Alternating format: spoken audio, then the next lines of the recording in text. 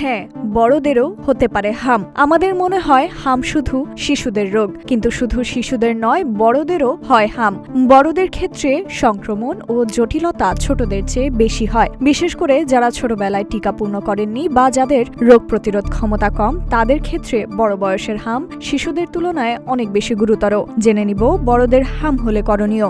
যারা আগে টিকা নেননি, চিকিৎসকের পরামর্শ অনুযায়ী MMR টিকা গ্রহণ করুন। এটি হাম প্রতিরোধের সবচেয়ে কার্যকর উপায়। হামের তীব্রতা কমাতে উচ্চমাত্রার ভিটামিন A অত্যন্ত কার্যকর ভূমিকা রাখে। সংক্রমণ ছড়ানো রোধে আক্রান্ত ব্যক্তিকে 5 থেকে 7 দিন আলাদা ঘরে রাখা জরুরি। নিয়মিত সাবান দিয়ে হাত ধোয়া এবং হাঁচি কাশির সময় রুমাল বা টিস্যু ব্যবহার করা। এ সময় পর্যাপ্ত বিশ্রামও নিতে হয় এবং তরল জাতীয় খাবার বেশি খেতে হয়, বিশেষ করে ভিটামিন C জাতীয় খাবার।